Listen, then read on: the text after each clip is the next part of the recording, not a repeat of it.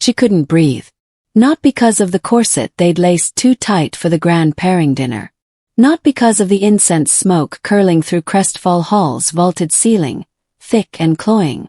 She couldn't breathe because in exactly 7 minutes, Alpha Rowan was going to announce her mating, and she knew, with a kind of bone-deep certainty that settles like frost in your veins, that whoever he chose would destroy her. Here's what you need to understand about being wolfless in a pack where strength is everything. You learn to make yourself small. You learn to stand in shadows. You learn that your life isn't really yours. And tonight, at the grand pairing dinner, Hazel was about to learn one more thing, that sometimes the only way to escape your fate is to throw yourself at a stranger and pray he catches you. If you're watching this video, give it a like, subscribe to the channel, and tell me in the comments where you are watching from. Now let's get to the story. Hazel pressed herself against the cold stone pillar at the back of the feast hall while hundreds of wolves celebrated around her. Music thundered through the floor. Laughter erupted from tables laden with roasted venison and honey wine. Crystal goblets clinked in toasts to tradition, to pack bonds, to the glorious future of the Crestfall bloodline. Everyone was drunk on power, on dominance, on the promise that tonight would secure their pack's strength for another generation. Everyone except her. Her fingers trembled as she clutched the rough stone. The absence where her wolf should be burned like a phantom limb, a hollow ache she'd carried for 20 years. They didn't know about her mother's final words. Nobody did. She'd kept them hidden like a death curse, whispered in her ear as her mother's hand went cold in hers. Stay small. Stay quiet. Stay unseen. What had her mother been protecting her from? Even Hazel didn't fully understand. All she knew was that sometimes when terror clawed at her chest, when rage or desperation threatened to consume her, something inside wanted to break free. Something that felt like lightning trapped beneath her skin. Something that didn't belong in a wolfless girl. Alpha Rowan Crestfall stood at the head table, his voice booming across the hall as he raised his goblet. Tonight we honor pack law. Tonight we strengthen our bloodlines through sacred union. Tonight, we ensure that weakness has no place in our future. Hazel's stomach twisted. She'd heard the whispers. Knew that Rowan had chosen Garen, his brutal enforcer who looked at women like they were objects to be owned. She'd heard Rowan's words herself through his office door. She's wolfless. Breed her and you'll get someone obedient. She'd rather die than be gifted to him like property. The musicians struck up a new song, slower, ceremonial. Hazel's pulse hammered in her throat so hard she could feel it in her temples, her wrists, her chest. This was it. The announcement would come any moment now. She had to move. Had to run. Her eyes landed on him. He sat alone at a table near the shadowed end of the hall, half hidden by flickering candlelight, watching the celebration with a detached interest of someone who didn't quite belong. Dark hair, strong jaw, broad shoulders beneath a simple black shirt that somehow looked more regal than all the decorated warriors' formal uniforms combined. But it was his eyes that stopped her heart. Even from across the hall, she could feel the weight of them, storm-brown and ancient, tracking every movement in the room with the calm calculation of a predator who had nothing left to prove. An idea sparked. Desperate. Insane. Possibly suicidal. But maybe her only chance. If she was already claimed, they couldn't announce a match for her. Hazel pushed away from the pillar. Her legs felt like water, but she forced them to move. She wove through the crowd, keeping her head down, her heart thundering so loud she was certain everyone could hear it. The stranger didn't look away as she approached. If anything, his gaze intensified, pinning her in place even as she kept walking. She reached his table. Up close, he was even more devastating. Scars traced along his knuckles. His presence radiated controlled power, the kind that didn't need to announce itself. There was something dangerous about him. Something that made her non-existent wolf instincts scream both warning and recognition. "I need your help," she breathed. He tilted his head, studying her with unnerving focus. "Do you?" It wasn't a question. His voice was deep, controlled, with an edge that made her skin prickle. "They're about to announce mate pairings," Hazel rushed on, words tumbling out. I need them to think I'm already spoken for. She swallowed hard. I need them to think I'm with you. One dark eyebrow rose. That's quite an assumption. What makes you think I'd agree? Because you don't look like someone who belongs here either, she shot back, desperation making her bold. And because I'm asking. For a moment he said nothing. His eyes searched hers, seeing far too much. Then slowly, deliberately, he pushed back his chair and stood. He was tall. Taller than she'd realized. Tall enough that she had to tilt her head back to hold his gaze. Come here, he said softly. Before she could think, before she could question or hesitate, Hazel stepped closer. His hand came up, fingers curling gently around the back of her neck, thumb resting against her racing pulse. The touch sent electricity down her spine, foreign and overwhelming and somehow right. If we're going to make this convincing, he murmured, you'll need to look less terrified and more claimed. Then he guided her head down to his shoulder. The world narrowed. Suddenly she wasn't standing in a hall full of wolves who wanted to control her destiny. She was surrounded by cedar and smoke, by warmth and unexpected safety. His other arm came around her waist, steady and sure, holding her against him like she belonged there. Breathe, he whispered against her hair. You're safe now.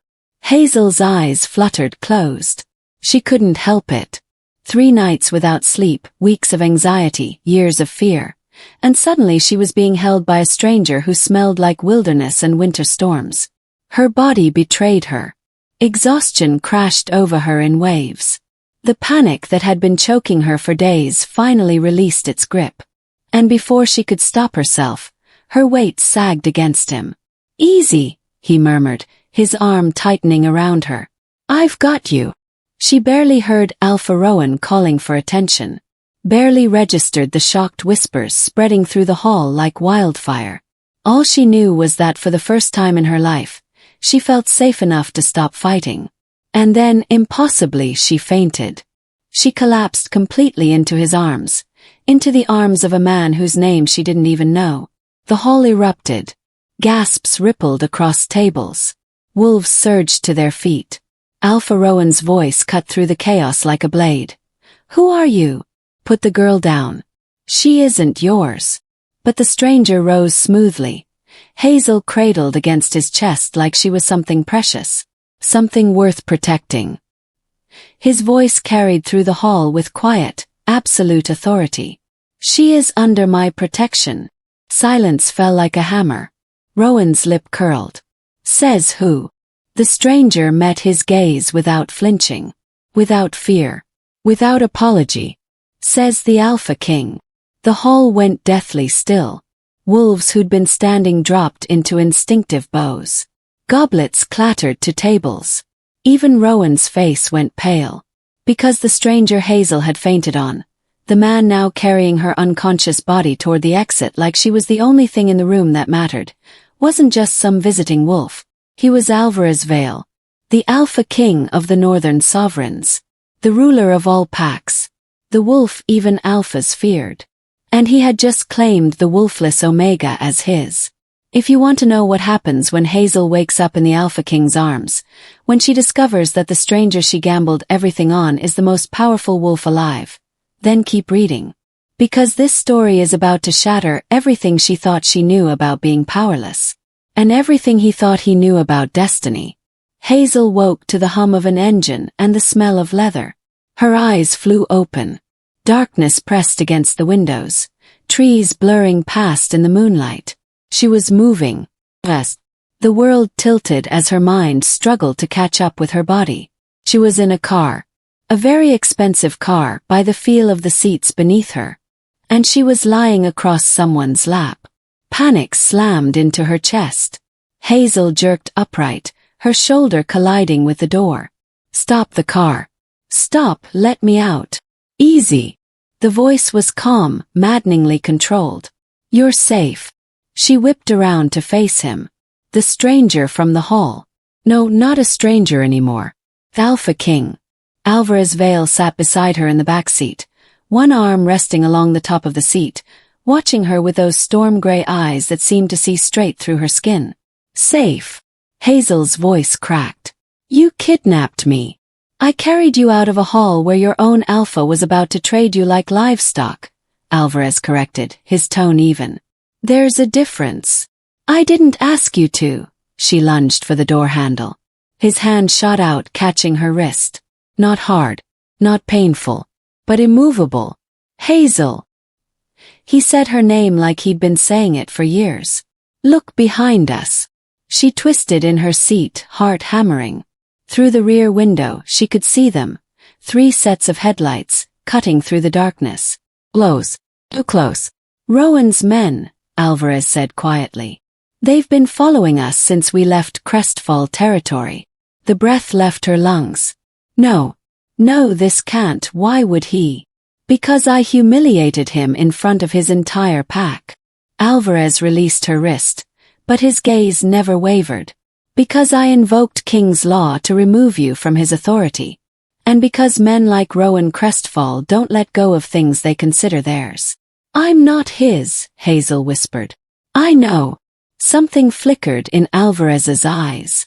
That's why I didn't leave you there. Hazel's hands shook as she pressed them against her thighs. Her mind raced, trying to piece together fragments of memory.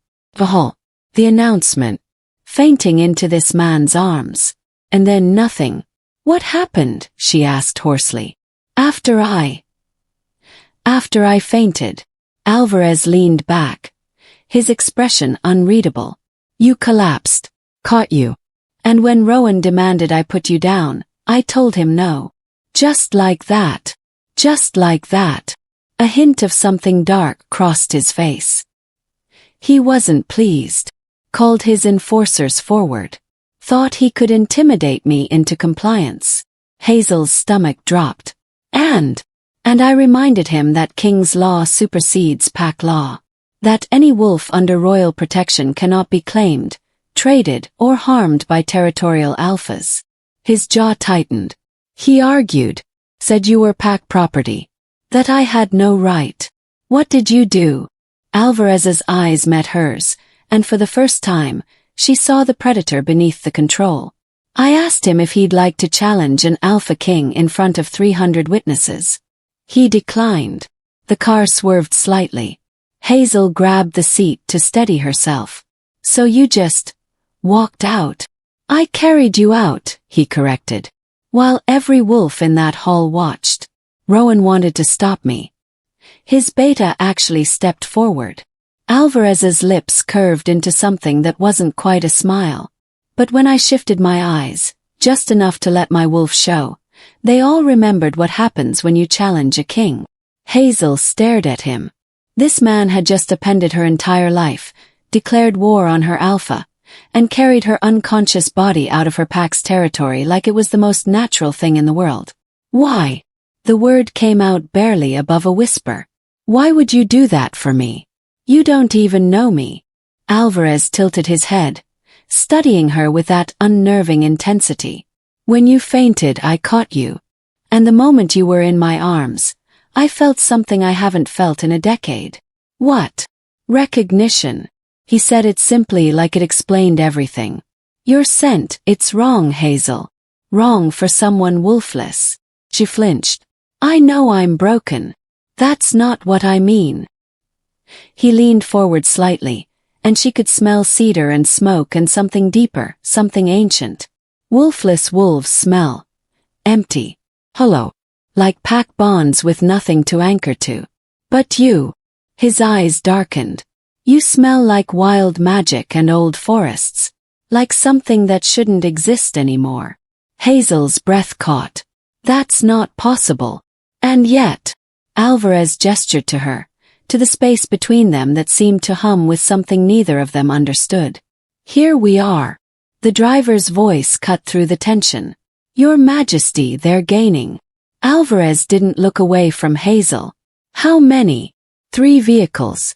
Approximately 15 wolves. Armed. Silver rounds confirmed. Hazel's blood went cold. Silver bullets meant they weren't planning to capture. They were planning to kill. Alvarez pulled out his phone. His movements controlled and efficient. Cade. I need a perimeter team at the northern border. Now. Oz. Yes, I'm aware it's a territorial violation. I'll deal with the council later. Another pause, and his eyes flicked to Hazel. Because I'm bringing someone home who needs protection more than I need political approval. He ended the call. They're going to kill us, Hazel whispered. They're going to try. Alvarez's voice was steel wrapped in silk. But Rowan made a critical mistake tonight. What mistake? He assumed I'd follow protocol. That I'd take you to neutral ground, file a formal petition, wait for council approval. Alvarez's smile was sharp as broken glass. I'm not going to do any of that. Then what are you going to do? I'm taking you across my border. Into sovereign territory where Rowan's authority means nothing. Where King's law is absolute. He held her gaze. And once you're on my land, Hazel, anyone who tries to take you becomes an act of war. The weight of that statement settled over her like a shroud. You'd start a war. Over me. I'd end one. His voice dropped to something deadly quiet. Over you. Hazel didn't know what to say. Didn't know how to process the fact that a man she'd met an hour ago was willing to risk everything to keep her safe. I don't understand, she whispered. I'm nobody. I'm Wolfless. You're terrified of being owned, Alvarez interrupted gently. I saw it in your eyes when you approached me. That kind of fear, it doesn't come from nothing. Hazel's throat tightened. Rowan was going to give me to his enforcer. Garen. He treats women like they're objects. Like we're just. Her voice broke. Breeding stock, Alvarez finished. His voice dark with understanding. I know men like Garen. The pack system enables them. Protects them. His jaw clenched. I've spent 10 years trying to change those laws. But there are still territories where alphas think they own their omegas. And you don't. Alvarez's eyes softened. Just slightly, but enough for her to see something genuine beneath the armor. No one owns you, Hazel. Not Rowan. Not Garen. Not even a king. The words hit her like a physical blow. No one had ever said that to her before. No one had ever looked at her like she was something more than pack property. Then why are you doing this? She asked, voice shaking. If you don't want to own me, why take me at all? Because. The car lurched violently to the left. Tires screamed. Hazel slammed against the door as the driver cursed and jerked the wheel. Through the rear window, she saw muzzle flashes, bright and terrible in the darkness. They were shooting at them. Get down! Alvarez yanked her down across the seat. His body covering hers as bullets punched through the rear window. Glass exploded inward, raining down like deadly snow. The car swerved again. Hazel's heart hammered against her ribs. She could hear shouting, engines roaring, more gunfire. And then, suddenly everything changed. The air pressure shifted.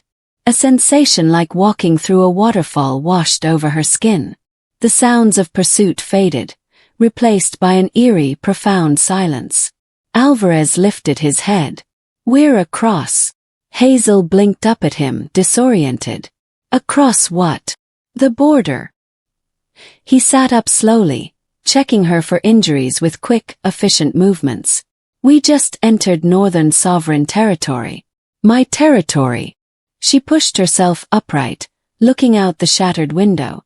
Behind them, the 3 pursuing vehicles had stopped dead, lined up along an invisible barrier like they'd hit a wall. Why aren't they following?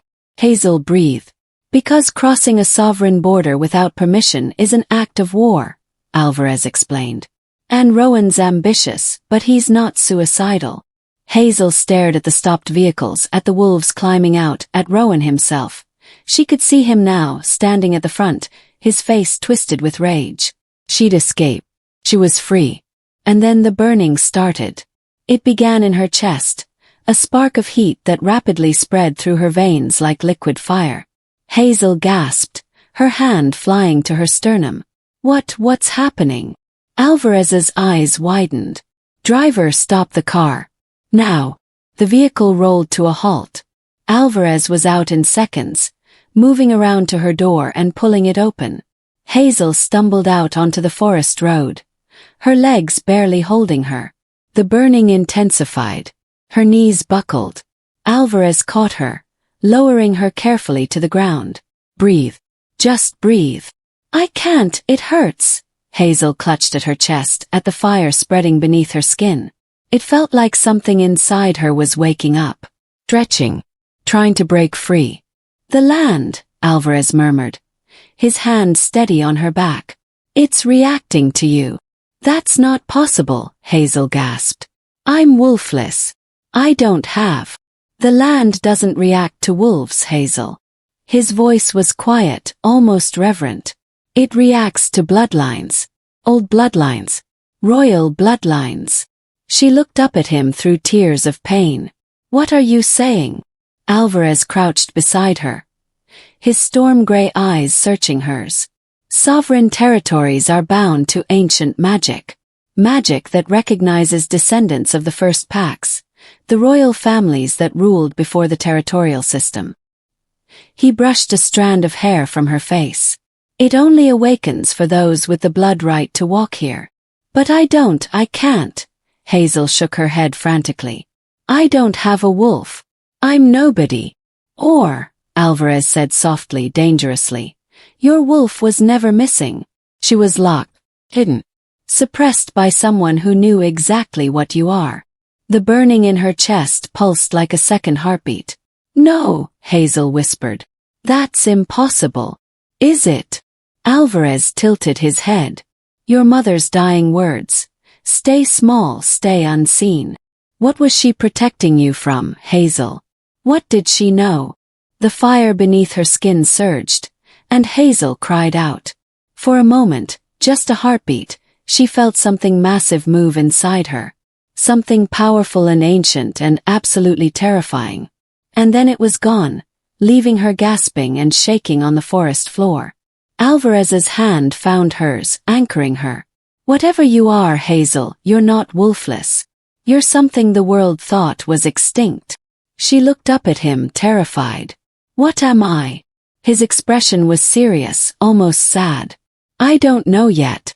But we're going to find out. The burning in her chest settled into a low, constant hum, like a door that had been locked for 20 years had just been rattled from the inside. And somewhere deep in her bones, Hazel felt something whisper back. The northern sovereign stronghold looked like something out of a dream Hazel had never dared to have. Stone towers stretched toward the sky, wrapped in ancient ivy that seemed to glow faintly in the moonlight. Courtyards opened like secrets between buildings, filled with gardens that bloomed despite the late autumn chill. And everywhere, wolves moved with purpose and power, their eyes sharp and their movements fluid. Hazel stood in the entrance hall, feeling like an imposter in a world that didn't belong to her. A woman in formal attire approached, her posture rigid with military precision. Your Majesty. She bowed to Alvarez, then her eyes flicked uncertainly to Hazel. And, guest. This is Hazel, Alvarez said simply. She's under my personal protection. Prepare the East Wing guest quarters. The woman's eyebrows rose fractionally. The East Wing, Your Majesty. But those rooms are reserved for. I'm aware of protocol, Mira. Alvarez's tone was pleasant but immovable. The East Wing. Myra's gaze returned to Hazel with something like awe, or fear. Hazel couldn't tell which. Of course. Right away. As Mira hurried off, Hazel caught Alvarez's sleeve. What's the East Wing? Royal family quarters, he said, already moving through the hall. Come. You need rest. Wait, Royal. I can't stay in. But Alvarez was already striding forward, and wolves were parting before him like water around a stone. Hazel had no choice but to follow. Everyone stared. Some bowed as they passed. Others whispered behind their hands. A few looked at her with naked curiosity, and others with something that made her skin crawl, calculation. She'd never felt so visible in her life. The guest quarters were obscene. Floor-to-ceiling windows overlooked the forest. Furniture that looked hand-carved from ancient wood. A bed large enough for 3 people. And a bathroom with a tub that could double as a small pool. "This is too much," Hazel whispered. "It's secure." Alvarez moved to the windows, checking the locks with practiced efficiency. "These rooms haven't been used in years. No one will expect you here, which means no one will bother you." Hazel wrapped her arms around herself. "Why are you doing this? Really?" Alvarez turned from the window, his expression thoughtful. "Get some sleep. Tomorrow we find answers." He left before she could argue. Hazel stood alone in a room fit for royalty, her mind spinning. She should run. Should escape before whatever was happening to her got worse. But when she looked out the window at the dark forest beyond, she felt it again, that burning in her chest. That sense of something ancient and alive, waiting just beneath her skin. She didn't sleep that night. Morning came with a knock at her door. Alvarez stood in the hallway, dressed in dark training clothes that made him look less like a king and more like a warrior. "Come with me." "Where?" "The archive hall. I want to show you something." The archives were underground, a labyrinth of stone corridors lined with shelves that stretched into shadow. The air smelled like old paper and preserved magic. Alvarez led her to a private study where ancient texts lay open on a massive wooden table. "Sit," he said, gesturing to a chair. Hazel sat. Alvarez pushed a leather-bound book toward her, its pages yellowed with age. "What is this?" "History." Alvarez pointed to an illustration, a wolf surrounded by what looked like flames, but golden instead of red. "This is a shrouded wolf, also called a locked wolf. Extremely rare. Historically, only found in royal bloodlines."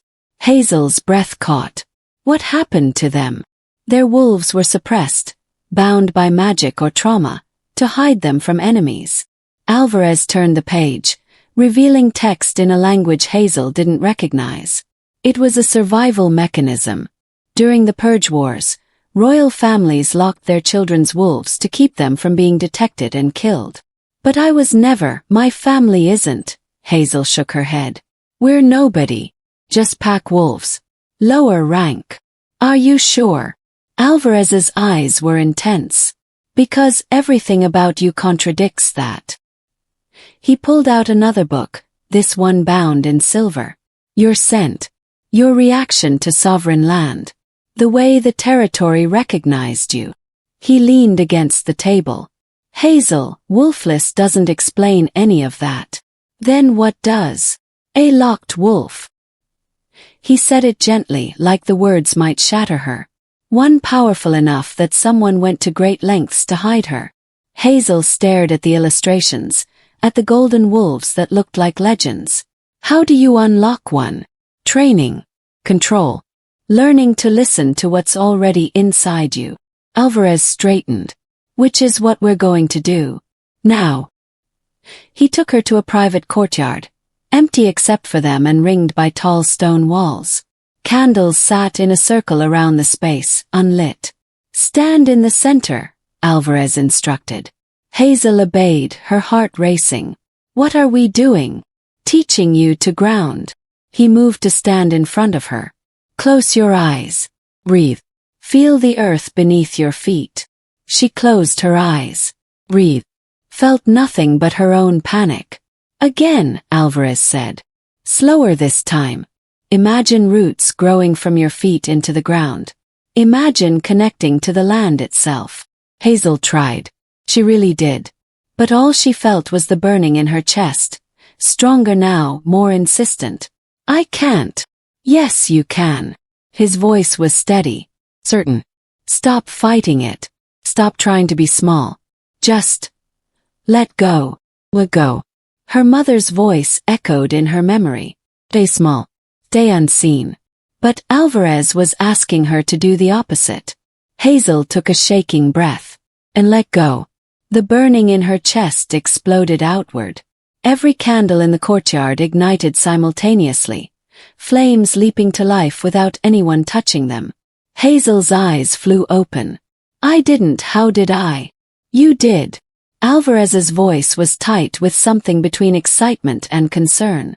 Your emotions are affecting the environment. That's not normal, Hazel. That's power. She stumbled backward. The candle flames flickered with her movement. Make it stop. I can't.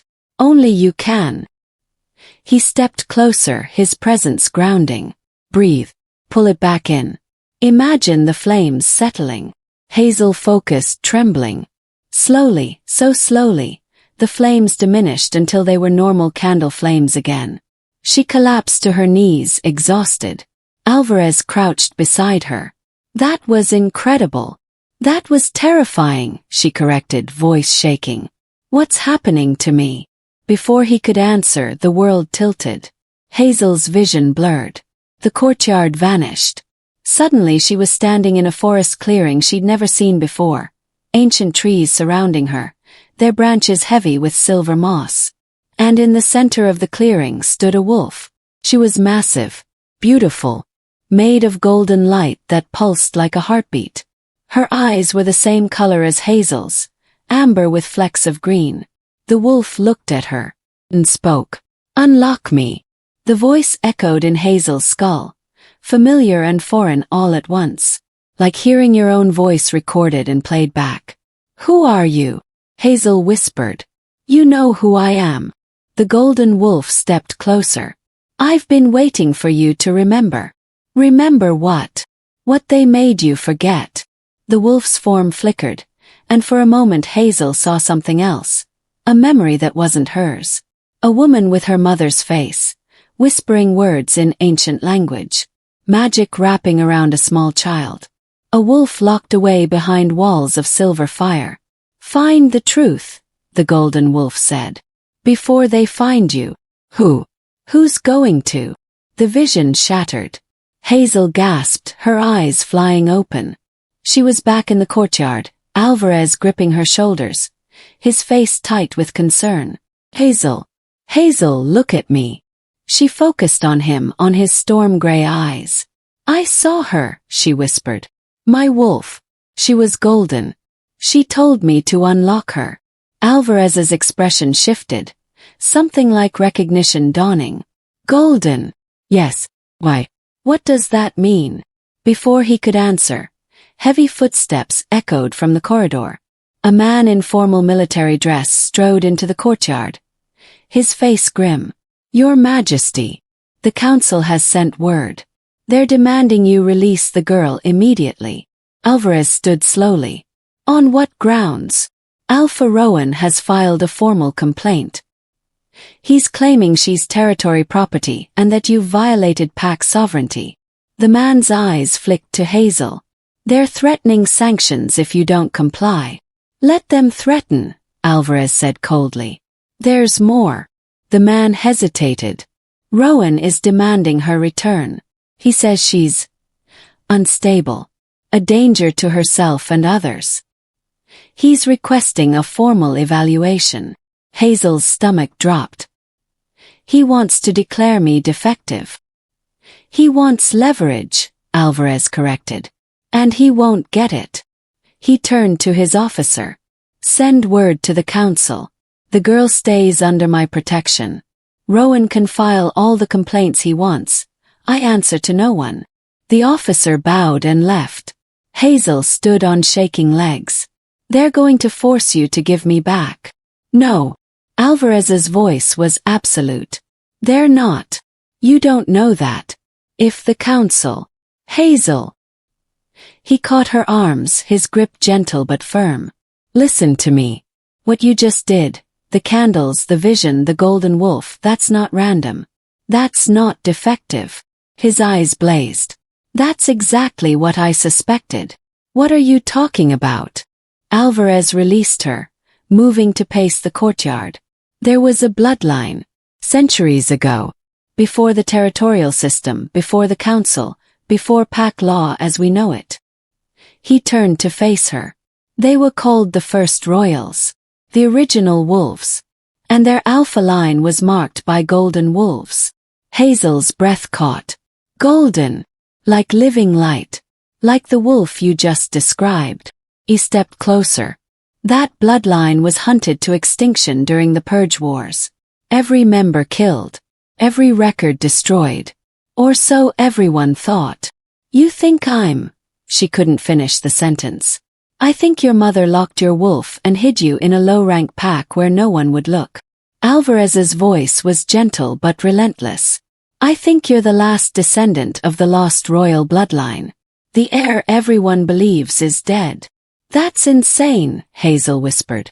But even as she said it, her hands began to glow, faint golden light emanating from her palms. They both stared. I can't be. Hazel shook her head frantically, but the glow only intensified with her emotion. Make it stop. Hazel, breathe. No. The glow spread up her arms. This isn't real. I'm Wolfless. I'm nobody. A voice cut through the courtyard. Female, cold, carrying from the shadows near the entrance. She's a threat. Hazel spun. 3 wolves stood at the courtyard entrance, all wearing the formal dress of Alvarez's guard. But their expressions were hostile. What are you doing here? Alvarez's voice went deadly quiet. Protecting the kingdom, the woman in front said. From whatever she is. Stand down, Lieutenant. We can't, Your Majesty. The woman's hand moved to the weapon at her belt. If she's what you think she is, if the old bloodline is waking, the other territories will unite against us. They'll see her as a threat to the balance. She's under my protection, which makes you vulnerable. Another guard stepped forward. Some of us remember the old stories. Remember what the first royals could do. We won't let that power rise again. Hazel's chest burned. The golden glow spread, crawling up her neck, illuminating her skin from within. I don't want this, she gasped. Neither did the thousands they killed, the lieutenant said coldly. Better to end this now. She drew her weapon. Alvarez moved like lightning, positioning himself between Hazel and the guards. You will stand down. That's an order. We serve the kingdom, the woman said. Not a king who's lost his judgment. The courtyard erupted. Guards lunged. Alvarez shifted partially, eyes glowing, claws extending, meeting them with controlled violence. Hazel stumbled backward, the golden light now pouring from her in waves. And in the chaos she heard it again. Her wolf, screaming inside her mind. Let me out. Let me out. I don't know how. Hazel cried. They're going to kill us. Let me out. One of the guards broke through Alvarez's defense, rushing toward Hazel with silver-edged claws extended. And Hazel's world exploded in golden fire. A shockwave of pure energy burst from her body, slamming every wolf in the courtyard to their knees. Even Alvarez staggered, his eyes wide with shock. Hazel stood at the center of the devastation, her entire body glowing like a star, her eyes blazing with light that wasn't quite human. The guards stared at her in terror. What are you? One whispered. Hazel looked down at her hands, at the power she couldn't control, couldn't understand, couldn't stop. I don't know, she breathed. Then Alvarez was beside her, his hand on her shoulder, grounding her. Stand down, he commanded the guards. All of you, get out. They scrambled to obey, fleeing the courtyard like she was death itself. The golden light slowly faded, leaving Hazel trembling and exhausted. Alvarez caught her as her legs gave out. I'm sorry, she gasped. I didn't mean to, I couldn't stop. I know. His voice was tight. But Hazel, we have a problem. What? He looked toward the entrance where the guards had fled. They're going to tell everyone what they saw. And when the council hears that the lost bloodline is waking, his jaw clenched. They'll come for you. All of them. Why? Because the first royals could challenge the entire territorial system, could overturn the power structure that's held for centuries. Alvarez met her eyes, his expression grim. Hazel, if you truly are what I think you are, you're not just powerful. You're a threat to every alpha who wants to keep their throne. Hazel's breath came in short gasps. What do I do? We find proof. We learn to control your wolf. And we prepare. His hand tightened on her shoulder. Because they will come for you before the truth spreads. And when they do, we need you ready to fight back. The golden light beneath Hazel's skin pulsed once more, a promise and a warning. Her wolf was waking, and the world was about to burn. Hazel woke to the sound of howling. Not the mournful cry of distant wolves. These howls were close, hostile, filled with bloodlust. She bolted upright in the massive bed, her heart hammering against her ribs. The window exploded inward. Glass shattered across the floor as a massive gray wolf launched through the opening, its teeth bared and eyes fixed on her. Hazel screamed, rolling off the bed just as claws raked the place where she'd been lying. Her door burst open. Alvarez stood there, partially shifted, eyes glowing, claws extended, his presence filling the room like a storm. He didn't speak, didn't hesitate, just moved with lethal grace, intercepting the wolf before it could reach her again. The impact shook the floor. Snarls and growls filled the air as they collided, Alvarez's larger form driving the intruder back toward the broken window. "Stay down." Alvarez's voice was a growl, barely human. More howls echoed from outside. Too many to count. "What's happening?" Hazel gasped. "Rowan." Alvarez slammed the gray wolf into the wall with bone-crushing force. He sent a war party. Another wolf appeared at the window, this one black with silver markings. Then another. And another. They were pouring into the stronghold like water through a cracked dam. Alvarez's eyes blazed. He shifted fully, his form exploding into a massive wolf the color of storm clouds, larger than any she'd ever seen. His presence alone made the air feel heavier, charged with the kind of power that made lesser wolves submit. But these wolves didn't submit. They attacked. Alvarez met them with controlled violence, his movements precise and devastating. But there were too many. For every wolf he threw back, two more appeared. Hazel pressed herself against the wall, her breath coming in ragged gasps. She was useless here, wolfless, powerless, just like she'd always been. One of the attacking wolves broke through Alvarez's defense, charging straight at her. Hazel ran. She sprinted into the corridor, bare feet slapping against cold stone. Behind her, she could hear snarling, fighting, the wet sounds of claws meeting flesh. The entire stronghold had erupted into chaos, wolves fighting in every hallway, every room. She turned a corner and collided with something solid. Man. Not fully shifted, but with claws extended and eyes glowing amber. He wore Rowan's pack markings tattooed along his neck. "There you are," he growled, grabbing her arm hard enough to bruise. "The little wolfless girl who thinks she deserves a king's protection." Hazel tried to wrench free. "Let go.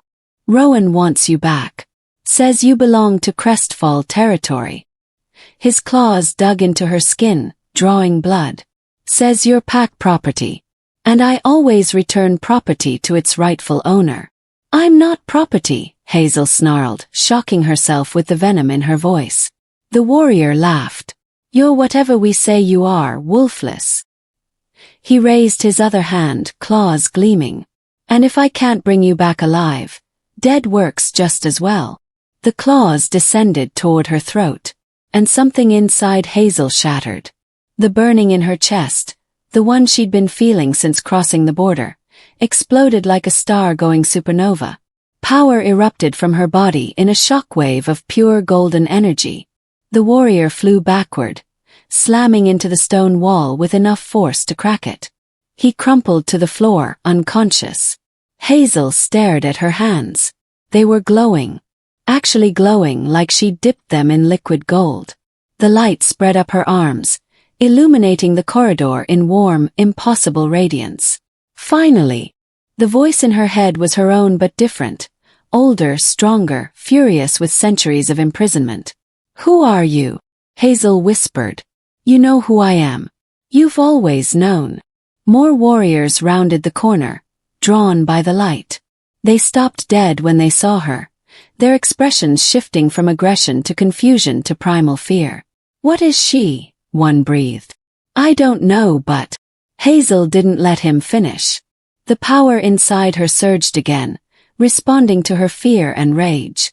Golden light burst from her in waves, washing over the attacking wolves. They dropped. Not dead, she could see them breathing, but unconscious, overwhelmed by whatever force was pouring out of her. Hazel stumbled, her vision blurring. The corridor tilted. She fell to her knees, trying to pull the power back, trying to control it. "Stop fighting me," her wolf snarled. "Let me out. Let me protect us." "I don't know how." "Yes, you do. You've always known. They locked me away, but they couldn't erase me. I'm part of you. I am you." Footsteps thundered toward her. Hazel looked up to see more warriors. 5 of them armed with silver weapons, their eyes hard with determination. "She's unstable," one said. "We end this now." They raised their weapons. And Hazel's wolf screamed. The golden light exploded outward with such force that windows shattered throughout the corridor. The warriors were thrown backward like leaves in a hurricane, their weapons clattering uselessly to the floor. But this time Hazel felt it. Not just power escaping but power responding. Listening. Connected to her will. "Yes," her wolf purred. "That's it. Feel me. Use me." One warrior struggled to his feet, raising his blade. Hazel thrust her hand forward on instinct. Golden energy lanced from her palm, striking him in the chest and sending him flying into the wall. She stared at her hand in shock. "I did that. I actually—" "Hazel!" Alvarez appeared at the end of the corridor, still in wolf form. His gray fur matted with blood. He shifted as he ran toward her. His expression torn between concern and something else. Maybe. Or fear. "Are you hurt?" He reached her, his hands moving to check her for injuries. "I'm fine. I'm—" She looked at the unconscious warriors scattered around them. "What's happening to me?" "You're awakening." His voice was tight. "Your wolf is breaking through the locks." More howls echoed from deeper in the stronghold. The battle was still raging. "How many?" Hazel asked. 20. Maybe more. Alvarez's jaw clenched. "Rowan sent an entire battalion. He's not trying to capture you anymore, Hazel. He's trying to eliminate you." "Why?" "Because word spread. About what you are. About what you might be." He gripped her shoulders. "The other alphas see you as a threat. If you truly are the lost heir. I don't even know what that means. It means you have the power to challenge the entire territorial system. To overturn centuries of pack law." His eyes blazed. "It means you're dangerous, Hazel. Dangerous enough to unite enemies against you." A crash echoed from the main hall. Screams. More fighting. "Your people are dying because of me," Hazel whispered. "My people are fighting because you're worth protecting. I can't control this." The golden light flickered around her hands. "I don't know how to." "Then learn. Now." Alvarez's voice was hard but not unkind. "Because we're outnumbered and I need you to fight back." "I told you I can't." "Hazel." He caught her face in his hands, forcing her to meet his eyes. "Stop telling yourself you're helpless. Stop believing the lies they fed you. You have power. Can feel it. The whole stronghold can feel it." His voice dropped. "So either run and let my wolves die protecting you, or stand and help me end this." The words hit her like a physical blow. Run. Hide. Stay small. It's what she'd done her entire life. But looking at Alvarez, at this king who'd risked everything to protect her, something shifted inside her chest. The burning became a roar. "Fight," her wolf growled. "We were born to fight." "How?"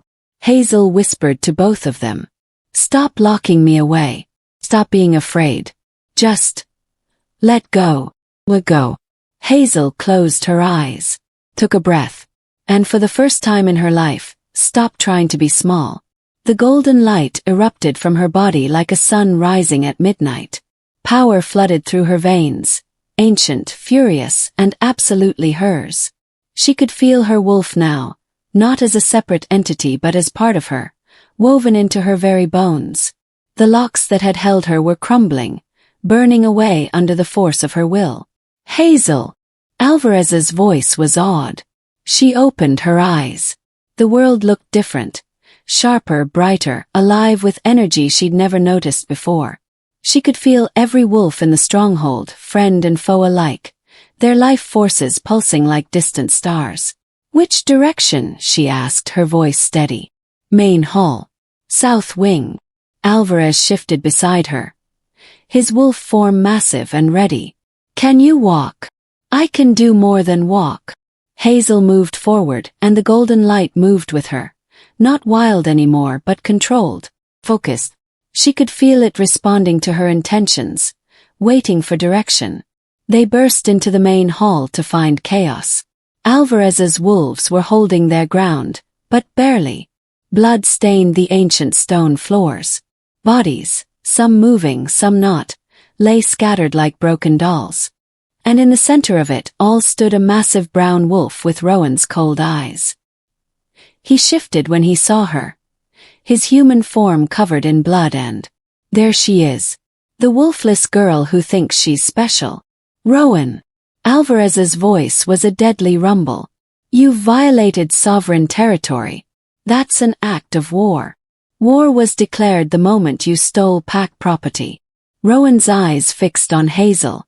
"And I'm here to reclaim what's mine." "I'm not yours," Hazel said quietly. Rowan laughed. "You're wolfless. You're nothing. Whatever parlor tricks you've learned, whatever magic you've stumbled into, it doesn't change what you are. Defective. Broken. Mine." The golden light around Hazel pulsed. "I'm not broken," she said, her voice growing stronger. "And I'm definitely not yours." "Then prove it." Rowan's eyes flashed. "Show me this power you supposedly have. Show me you're worth the king's protection." Hazel felt her wolf stir, felt the power coiling in her chest like a spring wound too tight. "Show him," her wolf growled. "Show them all." "Hazel, wait," Alvarez started. But Hazel was done waiting, done hiding, done being small. She thrust both hands forward, and the golden light exploded from her palms in a concentrated beam of pure energy. It struck Rowan dead center, lifting him off his feet and slamming him into the far wall with such force that the stone cracked. His warriors froze, staring at her in shock. The light spread outward, washing over the entire hall. Every enemy wolf dropped to their knees, overwhelmed by the sheer presence of her power. Even Alvarez's wolves looked awed, their eyes wide with something between reverence and fear.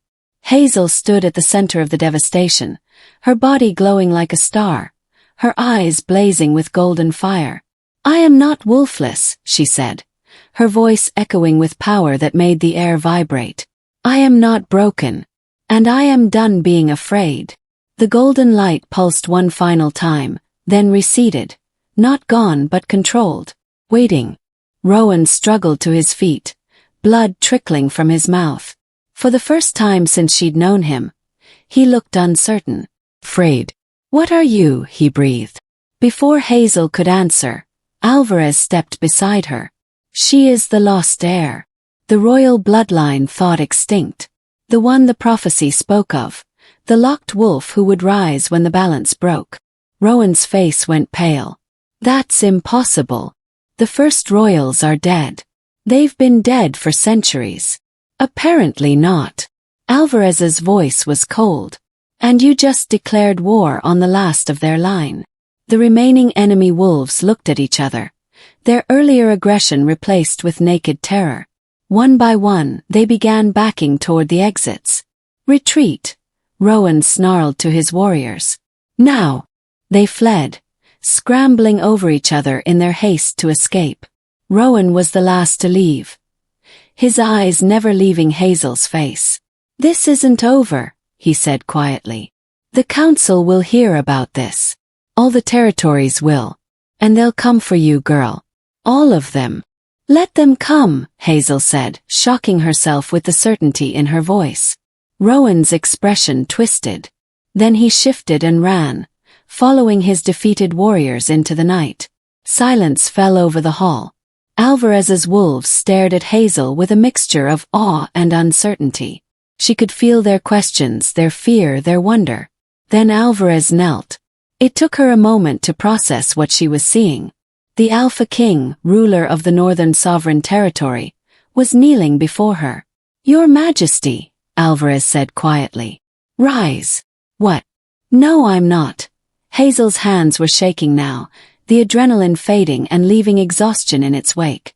"I don't understand." Alvarez rose, moving to steady her as her knees threatened to give out. "You asked what you are," he said gently. "This is your answer, Hazel. You're not Wolfless. You never were." "Then what?" "You are the lost heir. The royal bloodline everyone thought extinct." His storm-gray eyes held hers. "Your wolf was locked away, hidden so deep that even you couldn't feel her. But she's waking now. And when she fully emerges..." He glanced at the cracked walls, the unconscious warriors, the evidence of her power. "The world will never be the same." Hazel looked down at her hands. The golden glow had faded, but she could still feel it beneath her skin, dormant but present, waiting. "I'm not wolfless," she whispered, testing the words. "I'm royal." "Yes. But I don't know how to be, I can't," her voice cracked. "Alvarez, I was raised to be invisible. Take up no space. How am I supposed to be?" She gestured helplessly at the destruction around them. "This." Alvarez caught her hands, grounding her. "You were never meant to be small, Hazel. That was survival. Your mother locked your wolf to protect you, to hide you from enemies who would have killed you for your bloodline." His grip tightened gently. "But you're not hiding anymore. And you don't have to face this alone." Tears pricked at Hazel's eyes. "They're going to come for me. All of them. You said so yourself. They will."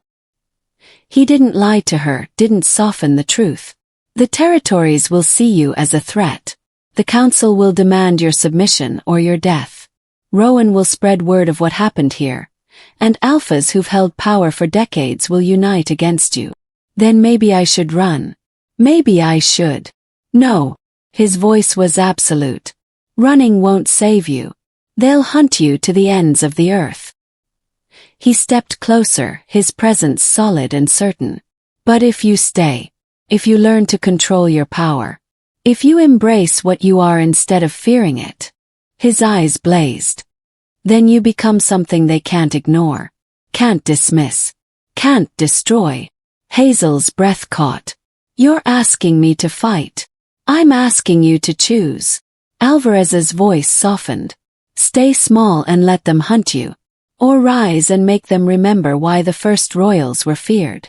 The golden light pulsed beneath her skin, a question and a promise. Hazel thought of her mother's dying words. "Stay small. Stay unseen." 20 years of hiding, of being less, of believing she was broken. And then she thought of the power that had erupted from her tonight. The way it felt when her wolf finally spoke. The certainty that had flooded through her when she'd stopped being afraid. She met Alvarez's eyes. "If I do this, if I embrace this, there's no going back, is there?" "No." He was honest at least. "The moment you claim your heritage, you become a target. Threat. A force that could reshape the entire wolf world. And you? What do you get out of protecting me?"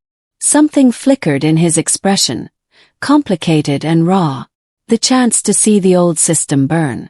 The opportunity to stand beside someone who could change everything. He paused. "And maybe the knowledge that I'm finally doing something right." Hazel studied him. This king who'd risked his territory, his authority, his very life to save her. Who'd seen power in her when everyone else saw only weakness. She took a shaking breath. And chose. "Teach me," she said quietly. "Teach me to control this. To be what they think I am." Alvarez's expression shifted. Relief and something darker, more possessive. "Are you sure?" "No." Hazel looked at her hands, at the faint glow still visible beneath her skin. But I'm done being afraid. He smiled then, a real smile, small and fierce. Then we begin tomorrow. Tonight you rest. I don't think I can sleep after. She gestured at the destroyed hall. Try anyway. His voice gentled. You're going to need your strength. As if on cue, exhaustion crashed over her. The adrenaline was gone, leaving only bone-deep weariness. Alvarez caught her as she swayed. I've got you, he murmured, lifting her easily into his arms. Hazel should have protested. Should have insisted she could walk. But her body felt like it weighed 1,000 pounds, and his presence was the only solid thing in a world that had just turned upside down. Alvarez, she whispered as he carried her toward the stairs. Yes, thank you. For not leaving me there. For seeing me when no one else did. His arms tightened around her. You were always worth seeing, Hazel. The world just wasn't ready to look. She closed her eyes, letting the exhaustion pull her under. And in her dreams the golden wolf waited, patient, powerful and finally awake. The summons arrived 3 days after the attack. Hazel stood in Alvarez's study, staring at the formal scroll laid across his desk. The wax seal bore the mark of the Continental Council, 5 territories united under one governance, at least in theory. They want us both, Alvarez said, his voice carefully neutral. Tomorrow, noon. What happens if we don't go? They declare me in violation of territorial law. My sovereignty is revoked. He met her eyes. And they issue a continent-wide hunt order for you. Hazel's stomach twisted. So we have no choice. There's always a choice. Alvarez moved to stand beside her. His presence solid and grounding. We can run. Disappear into neutral territories. I have contacts. No. The word came out stronger than she expected. I'm done running. Hazel. You said I needed to embrace what I am. To stop being small. She turned to face him fully. Hiding from the council isn't exactly embracing anything. Something flickered in his expression. Approval mixed with concern. They're going to tear you apart in there. Rowan will have spread his version of events. Half the council will want you handed over to him. The other half will want you dead or controlled. Then I'll give them a third option. Which is? Hazel thought of the golden light beneath her skin, the wolf that had finally spoken after 20 years of silence. Me. On my own terms. Alvarez studied her for a long moment. You understand what you're walking into. These are the most powerful alphas on the continent. They've held control for decades. They won't simply accept. I don't need them to accept me. Hazel's hands clenched at her sides. I need answers. About my mother. About what I am. About why she locked my wolf away. Her voice dropped. And I need to look Rowan in the eye and tell him I'm not his property anymore. That's dangerous. Everything about this is dangerous. She held his gaze. But you told me to choose. So I'm choosing. I'm going to that council meeting, and I'm going to face them. Alvarez's expression shifted. Something between pride and possessiveness crossing his features. Then I'll be beside you. Every moment. Why? The question slipped out before she could stop it. Why risk so much for me? You barely know me. He was quiet for a long time. When he finally spoke, his voice was rough. Because I've spent 10 years watching the council divide territories like spoils of war. Watching alphas trade people like commodities. Watching wolves with no power get crushed by those with too much. He stepped closer. And then you walked across my border. This girl everyone dismissed as broken. And I felt your power the moment you crossed the threshold. Felt it even when you couldn't. That doesn't explain. You're proof that the old ways can be challenged. That bloodlines the council thought they'd eliminated still exist. That power can rise from the most unexpected places. His storm-gray eyes blazed. You're a threat to everything they've built. And I want to watch you burn it all down. The words hung between them, heavy with implication. I don't know how to burn anything down, Hazel whispered. I barely know how to control what's inside me. Then we keep training. Alvarez moved to the door. We have until tomorrow. Let's not waste it. They trained through the night. Alvarez pushed her harder than before, forcing her to call on her power again and again until the golden light responded to her will instead of her fear. By dawn, Hazel could summon it with a thought, could shape it into shields or focused bursts of energy. But control was different from confidence. What if I freeze? She asked as the sun rose, painting the training yard in shades of pink and gold. What if I stand before the council and that voice, the one that told me I was worthless for 20 years, what if it's louder than my wolf? Alvarez crossed the yard to stand before her. Then you remember this moment. Right now. When you've been training for hours and your power still answers. When you're exhausted and afraid and still standing. He caught her chin gently, forcing her to meet his eyes. The voice that called you worthless was a liar, Hazel. Your mother locked your wolf to save your life. Not because you were broken. Rowan called you worthless because your power terrified him. The council will try to diminish you because your existence threatens theirs. His grip tightened slightly. But none of that changes what you are. What you've always been. And what's that? Dangerous, he said softly. In the best possible way. The council hall stood in neutral territory, a massive structure of stone and ancient timber that predated the territorial divisions. Hazel felt her wolf stir as they approached, responding to the concentration of power gathered within. So many, her wolf murmured. So many who will want to cage us. They can try, Hazel whispered. Alvarez glanced at her but said nothing. His own power radiated around him like a storm barely contained, a reminder that he was still the Alpha King, regardless of what the council thought. The doors opened. Inside, 5 raised seats formed a semicircle. 4 were occupied by the territorial alphas, Rowan among them, his expression cold and triumphant. The 5th seat, representing Alvarez's territory, stood empty. Below the raised seats, pack representatives filled the chamber. Hazel could feel their eyes on her, could hear whispers spreading like wildfire. Wolfless girl. How dare she appear before the council? She's glowing, what is that? Alpha Morrison, representing the Eastern Coastal Territory, spoke first. King Alvarez, you were summoned to answer for your violation of territorial law. His eyes shifted to Hazel. And to deliver the runaway. She's not a runaway, Alvarez said, his voice carrying easily through the chamber. She's a refugee who sought sanctuary from abuse. Rowan leaned forward. She's pack property who fled lawful discipline. I am not property.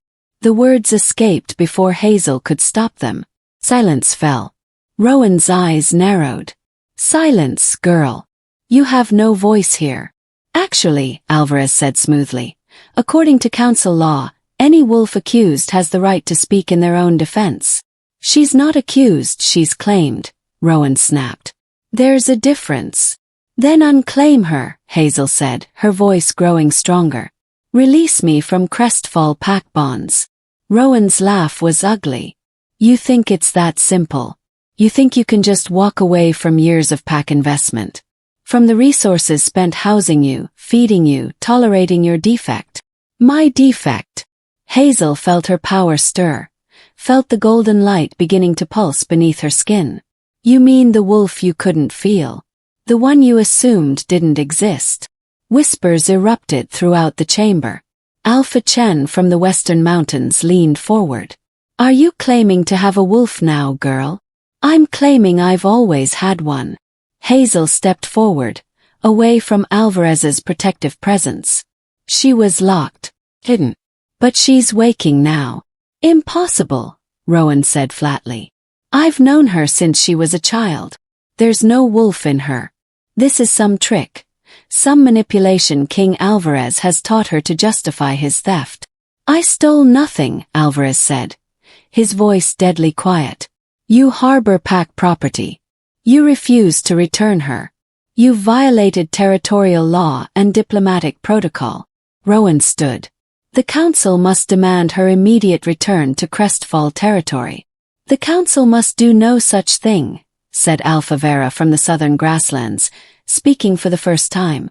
Her sharp eyes fixed on Hazel. Not until we understand what she is. She's wolfless, Rowan insisted. Defective. Mine. Then why does she glow? Vera's voice cut through the chamber.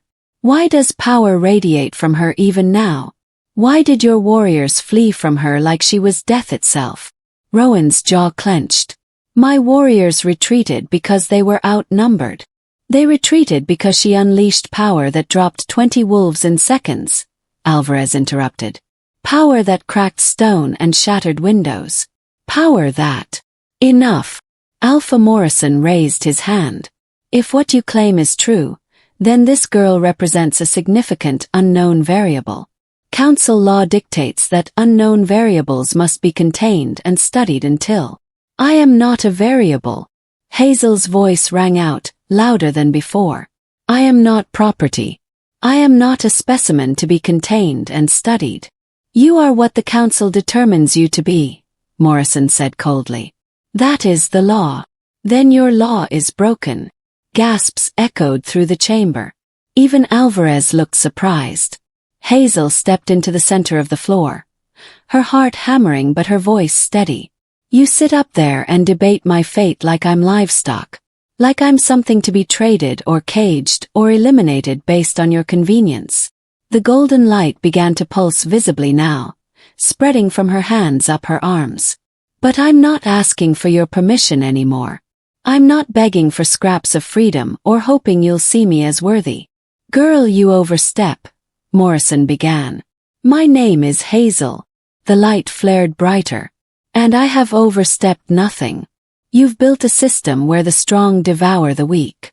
Where alphas claim wolves like possessions and pack bonds are chains instead of family. Her wolf surged inside her, lending strength to her words. Well, I'm breaking those chains. Right here. Right now. The chamber erupted into chaos. Shouts, accusations, threats. Through it all, Rowan stood slowly, his face twisted with rage. You want freedom. Fine. Council law provides a path. His eyes blazed. I invoke territorial challenge. Combat rights. The chamber fell silent. Alpha Chun looked between them. You're challenging her to combat? I'm challenging him. Rowan pointed at Alvarez. He claims she's under his protection.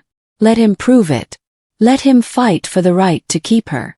Alvarez moved instantly, stepping toward the combat circle marked on the chamber floor. Accepted. No. Everyone froze. Hazel stood at the circle's edge, her body glowing like a star. I said no. Hazel, Alvarez began.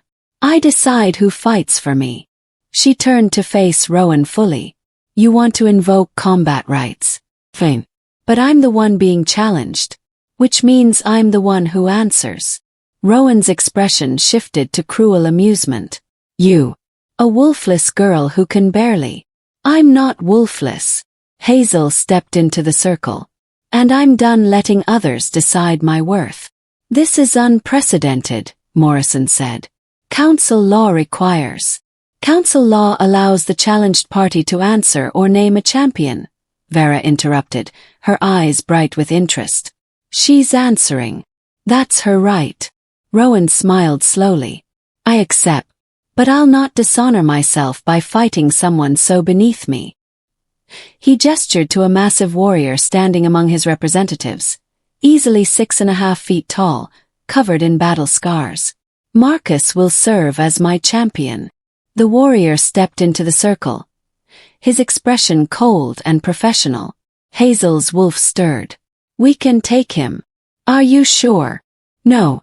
But we'll die trying before we let them cage us again. Fair enough. Alvarez caught her arm. Hazel, you don't have to do this. I can. I know. She met his eyes. But if I let you fight for me now, I'm still just someone being protected. Someone whose fate is decided by others. She touched his hand gently. I need to do this myself. Understanding flickered across his face. along with something darker, fear for her maybe, or recognition of what she was becoming. He stepped back. The council members took their seats. Alpha Vera leaned forward, her expression intense. Terms.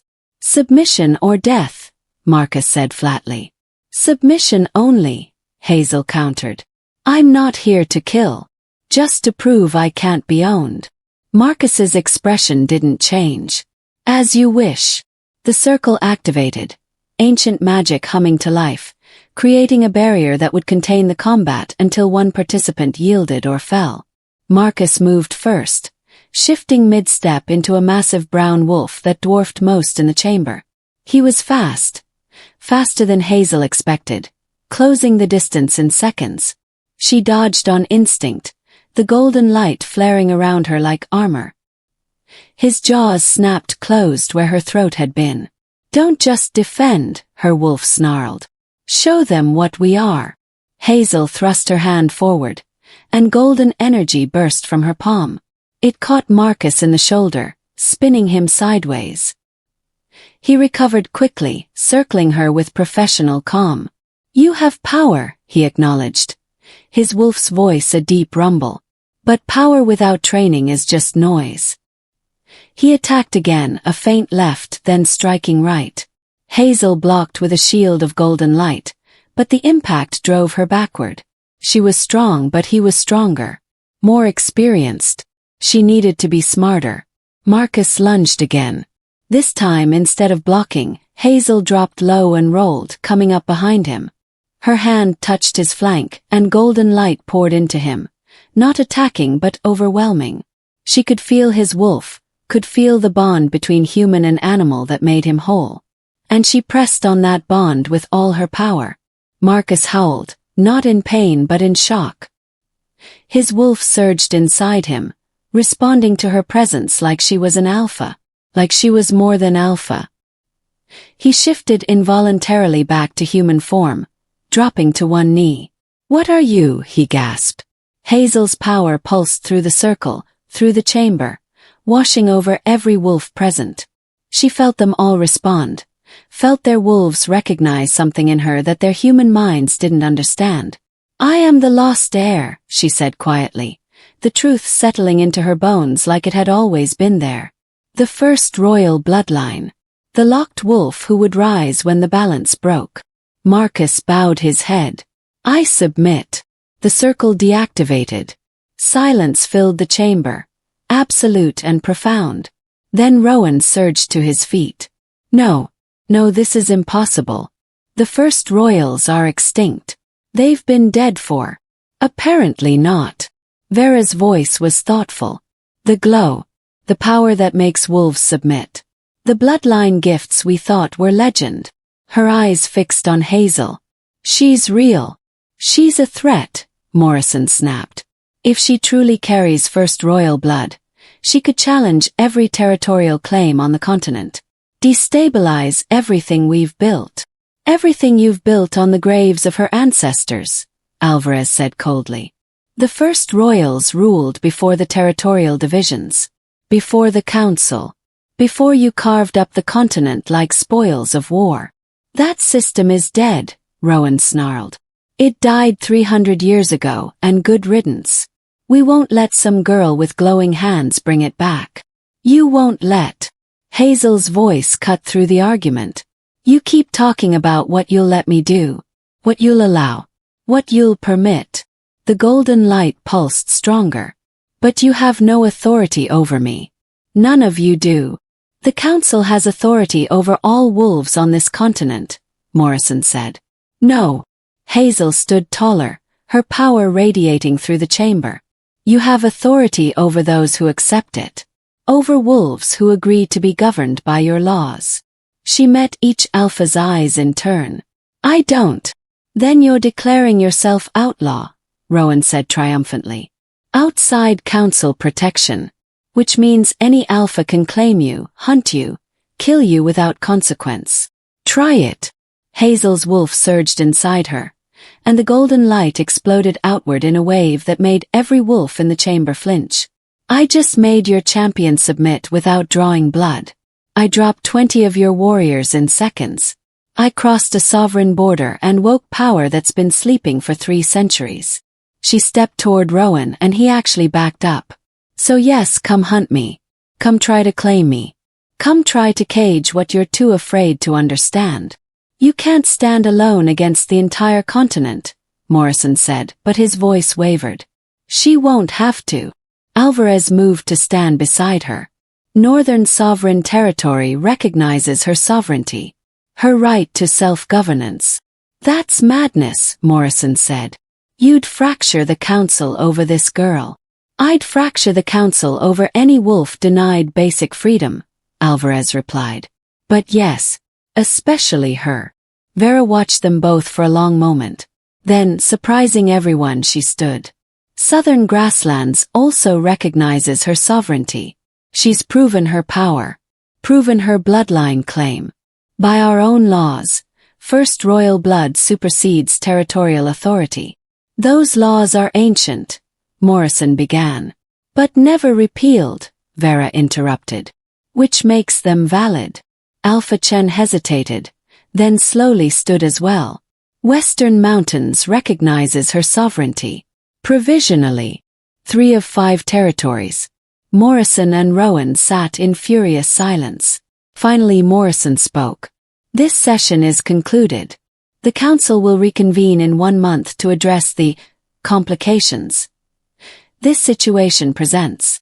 There's nothing to address, Hazel said quietly. My life is mine now. My choices are mine. My future is mine. She looked at Rowan. I am not your property. I never was. And I never will be. Rowan's expression twisted with rage, but he said nothing. What could he say? She'd beaten his champion. Claimed her sovereignty. Fractured the council. He'd lost. Hazel turned and walked from the chamber, Alvarez at her side. Behind them chaos erupted. Accusations, arguments, threats. But for the first time in her life, Hazel didn't care what they thought. She was free. As they stepped into the sunlight, Alvarez glanced at her. You just declared independence from the entire continental power structure. I know. They'll never stop coming for you now. I know. Hazel looked down at her hands, at the golden light that pulsed just beneath her skin. But at least they'll be coming for me.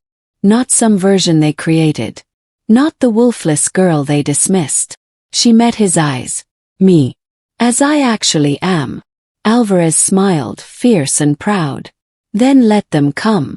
Hazel thought of her mother's dying words, of 20 years spent small and afraid, of every moment she'd believed the lies they'd told her. No more.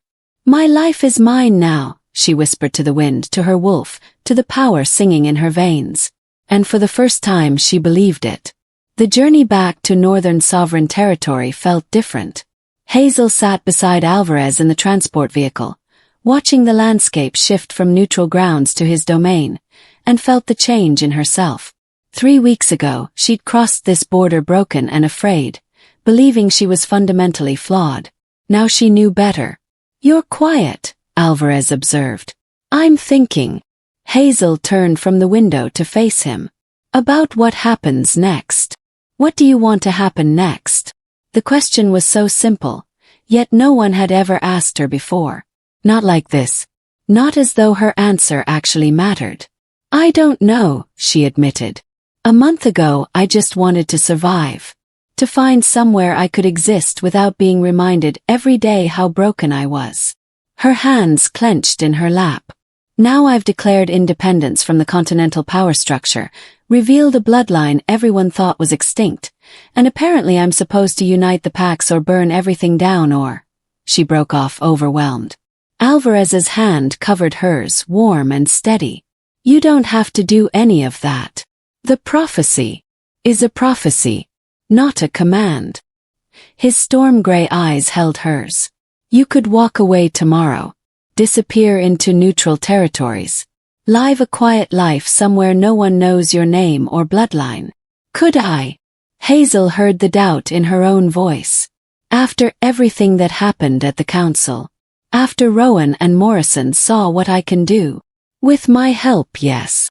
Alvarez's expression was serious. I have resources. Contacts in places even the council can't reach. I could get you somewhere safe, give you a new identity, ensure you're protected without being imprisoned. Hazel studied his face, searching for the angle. Why would you do that? You said I could challenge everything they've built. That my power could change the balance. I also said your life is yours to choose. He squeezed her hand gently. I meant it. If you want to fight, I'll stand beside you. If you want to rule, I'll support your claim. If you want to burn it all down, I'll hand you the matches. His voice softened. But if you want to walk away and be free, truly free, I'll help you do that too. No strings attached. No strings attached. The offer sat between them, heavy with possibility. Hazel could feel her wolf stirring inside, restless and uncertain. He means it, her wolf murmured. He would let us go. I know. Would we go? If we could. Hazel thought of Crestfall territory, the packhouse where she'd spent 20 years being small, the Omega quarters where she'd learned to make herself invisible, the training grounds where warriors had looked through her like she was nothing.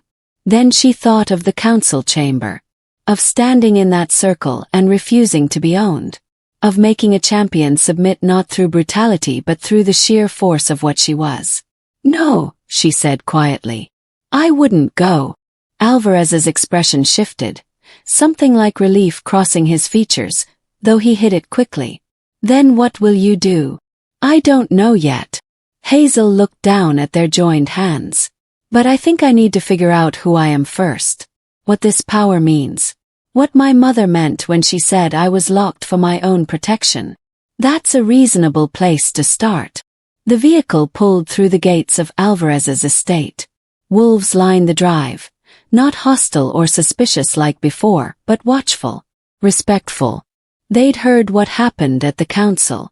Hazel stepped out of the vehicle, and a young female wolf immediately bowed her head. Not in submission, in acknowledgement. Recognition of power. Welcome back, Lady Hazel.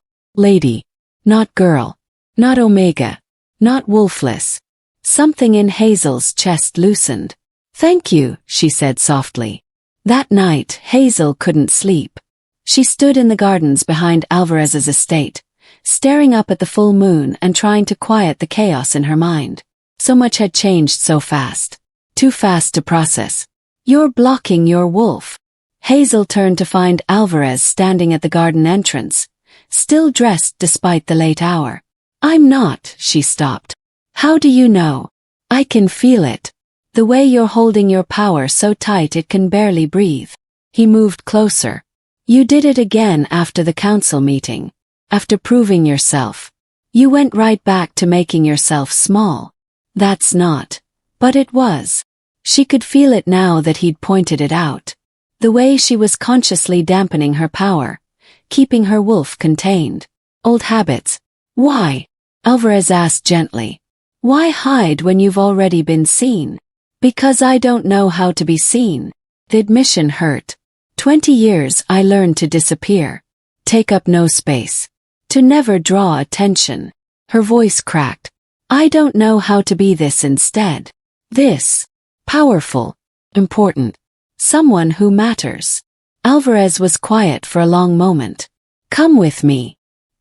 He led her to the training yard, now empty and silver in the moonlight. In the center, he stopped and turned to face her. Your wolf is still locked, he said. Not completely, she's waking, fighting through whatever your mother did. But she's not fully free yet. I know. I can feel her, but it's like there's still a wall between us. Because you're maintaining that wall. Alvarez stepped closer. Your mother locked your wolf to protect you. But you're keeping her locked to protect yourself from what being whole means. Hazel opened her mouth to deny it, then stopped. He was right. Even now, even after everything, part of her was terrified of what she'd become if she truly let go. What if I can't control it, she whispered. What if I let her out and the power is too much? What if I hurt someone? You won't. You don't know that. Yes, I do. Alvarez caught her chin, forcing her to meet his eyes. Because you've had a dozen chances to hurt people and you never have. You could have killed Rowan's warriors. You could have destroyed Marcus. You could have unleashed your power in that council chamber and brought the whole building down. His thumb brushed her cheek. But you didn't. Because control isn't about caging your power, Hazel. It's about choosing when and how to use it. I don't know how to choose. Then learn. Right now. Right here. Step back. Shift. Let your wolf out completely. Hazel's heart hammered. What if I can't? You can. You're just afraid to try. He was right. She was terrified. But she was also tired of being afraid. Hazel closed her eyes and reached for her wolf. Not tentatively, not carefully, but with everything she had. She grabbed the wall between them and pulled. The lock shattered. Power exploded through her. Golden and fierce and devastating. Her wolf surged forward, no longer restrained, no longer hidden. The shift took her in a rush of sensation. Bones reshaping, muscles expanding, senses sharpening to impossible clarity. When Hazel opened her eyes, she was looking at the world from 4 feet instead of 2. And she was golden. Her wolf was nothing like she'd imagined. Not gray or brown or black like normal pack wolves. She was pure gold, her fur shimmering in the moonlight like she'd been dipped in sunlight itself. Larger than she should be, with eyes that glowed the same color as her mother's power. Finally, her wolf breathed. Finally whole. Hazel wanted to howl, to run, to test this body that felt simultaneously foreign and perfectly right. But first she looked at Alvarez. His expression was awestruck. You're beautiful. She shifted back to human form, easier now, natural, and found tears streaming down her face. I have a wolf.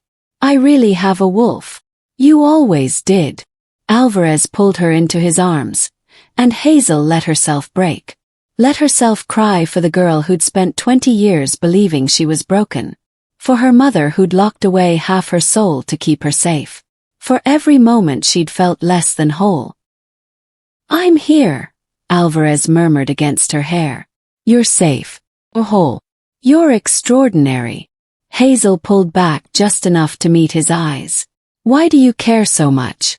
Really? It can't just be about challenging the council or proving bloodlines exist. He hesitated, something vulnerable crossing his face. Because when you crossed my border 3 weeks ago, you felt like home. Like something I'd been missing without knowing it. His hand cupped her face. Because you're brave and fierce and you don't even realize it. Because you make me want to be better than the king who learned to rule through power and fear. Alvarez. I'm not asking for anything, he said quickly. I meant what I said. Your freedom is yours. But you asked why I care, and that's why. Because somewhere between watching you stand up to Rowan's warriors and declaring your sovereignty to the council, I fell for you. Hazel's breath caught. You barely know me. I know you're stronger than you think. Kinder than you should be, given how you were treated. Powerful enough to reshape the continent, yet you choose mercy over destruction. His thumb brushed her lower lip. I know that when you smile, it's like the sun breaking through clouds. And when you're afraid, you get this look in your eyes like you're calculating odds instead of running. He leaned his forehead against hers. I know enough. I don't know how to do this, Hazel whispered. Relationships, I mean. I've never. Rowan tried to claim me, but that wasn't. I don't know what normal looks like. Neither do I, Alvarez admitted. I've spent a decade keeping everyone at arm's length. Ruling alone because it was safer than trusting anyone. His arms tightened around her. But I don't want to be alone anymore. And I don't want you to be alone either. What are you asking for? Partnership. Not possession. His voice was rough with emotion. I want to stand beside you. Not above you, not controlling you. I want to help you build whatever future you choose.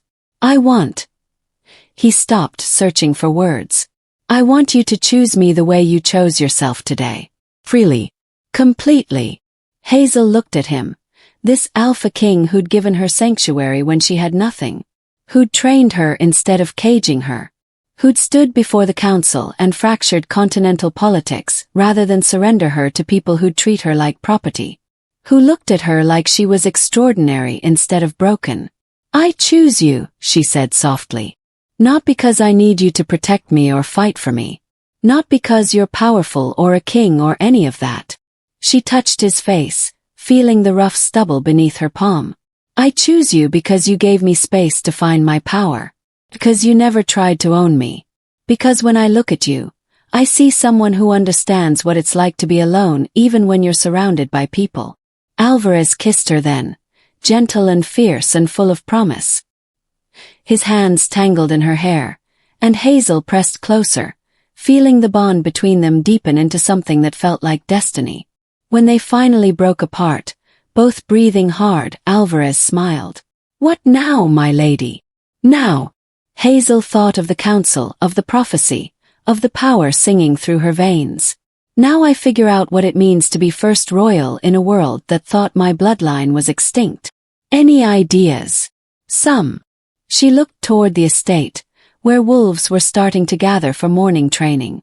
The council built their power on dividing territories, on keeping wolves separated and controlled, on making sure the strong dominated the weak. "Yes. I want to build something different." Hazel's voice grew stronger. "Not a return to how things were. I don't even know what that looked like. But something new. A system where wolves like me, the ones dismissed as broken or worthless, have power too. Where strength isn't just physical dominance." "That's ambitious. You said I could burn it all down. This is how I'll do it." She met his eyes. "Not with destruction. With something better rising from the ashes." Alvarez's smile was fierce. "Then let's begin." 3 days later, Hazel stood in the main courtyard as Alvarez formally presented her to his pack. Not as a refugee. Not as someone under his protection. As an equal. "Wolves of Northern Sovereign Territory," Alvarez's voice carried across the assembled crowd. "I present Hazel Thorne, first royal heir. Sovereign in her own right. Our ally and partner in building a new future." The pack wolves didn't bow in submission. They didn't cower or retreat. They acknowledged her as one acknowledges true power, with respect, with recognition, with the understanding that something fundamental had shifted. A young Omega stepped forward hesitantly. "My lady, is it true you were wolfless?" "I believed I was," Hazel said gently. "I spent 20 years thinking I was broken. But you weren't." "No, I was locked, hidden, protected by my mother until I was strong enough to wake." Hazel looked at the young wolf, seeing herself in those uncertain eyes. Sometimes the world tells us we're not enough, that we're defective or worthless because we don't fit their expectations. But that doesn't make it true. "What makes it true?" the Omega whispered. "Our choices." Hazel's power pulsed golden around her, warm and welcoming instead of threatening. "I chose to stop believing the lies. I chose to fight for my freedom. I chose to be seen." She smiled. "You can choose too." The Omega's eyes widened. Around the courtyard, other wolves were listening, especially the younger ones, the ones who'd learned to make themselves small. This was how change began. Not with grand declarations or violent revolution. With one wolf at a time choosing to be more than they were told they could be. Hazel stepped forward into the sunlight, and this time she didn't shrink from the attention. Didn't try to disappear or make herself small. She let her power shine. Her wolf hummed contentedly inside her. Finally free, finally whole. "We are seen," she murmured. "Finally we are seen." "Yes," Hazel whispered back. "And we're never hiding again." She thought of her mother's last words, the prophecy about the locked wolf who would rise when balance broke, about building something new from the ashes of old systems. She thought of Rowan's face when she'd declared her sovereignty, of the council's shock when 3 territories recognized her claim. She thought of Alvarez standing beside her, offering partnership instead of possession. Most of all, she thought of the girl who'd crossed a border 3 weeks ago believing she was fundamentally broken. who'd spent 20 years making herself invisible because invisibility meant survival. That girl was gone. In her place stood someone new. Someone powerful. Someone who'd chosen to burn bright instead of fading into shadow. Hazel looked at the wolves gathered before her. Her pack now, whether they fully realized it yet. Not through domination or traditional claims, but through the simple truth that they'd chosen to follow someone who understood what it meant to rise from nothing. I was born to be unseen, she said quietly, more to herself than to anyone else. The words settled into her bones like a vow. I chose to burn bright. And as the morning sun painted the courtyard in shades of gold that matched her wolf perfectly, Hazel Thorne, once worthless Omega, now first royal heir, stepped fully into the light. She was ready for whatever came next.